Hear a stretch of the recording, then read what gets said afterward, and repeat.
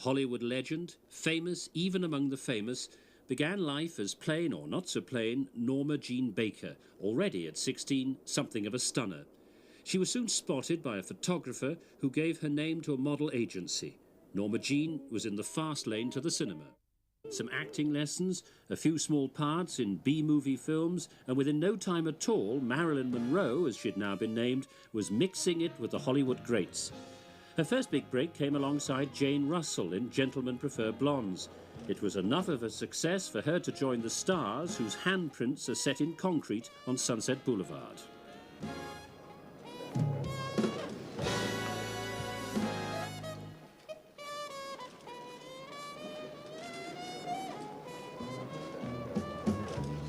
In 1954, at the age of 27, Marilyn married another all-American superstar, the baseball player Joe DiMaggio.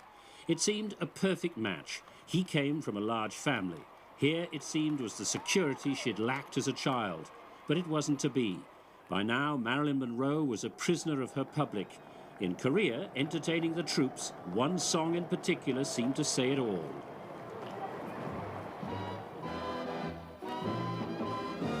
While tearing off a game of golf, I may make a play for the caddy.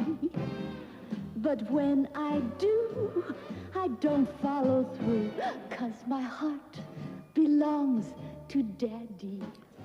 In fact, her heart now belonged to the playwright Arthur Miller. The intellectual and the showgirl was how the press were putting it. Continue your career.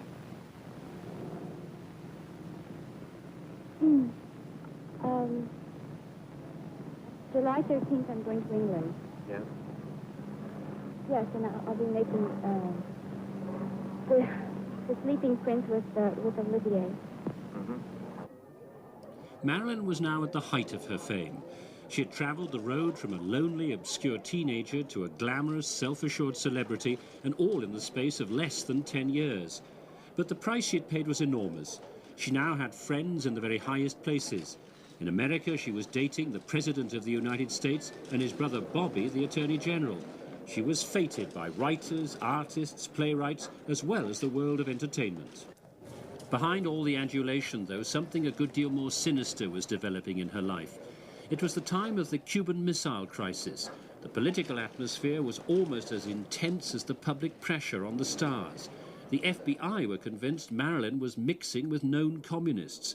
They opened a file on her as a possible subversive. Then, suddenly, in August 1962, she died, apparently from an overdose of barbiturates. From the day of her funeral onward, there were many unanswered questions. It was ironic that for someone who lived in the glare of publicity, her death should have taken place in such shadowy circumstances. Was it murder, accident, or suicide? No one really knows. But whatever the answer to that, there's no doubt that Marilyn Monroe was a Hollywood giant who gave delight to millions during her short, glamorous life. If she was a victim, if anyone is to take the blame for her death, then the one certain candidate is fame itself.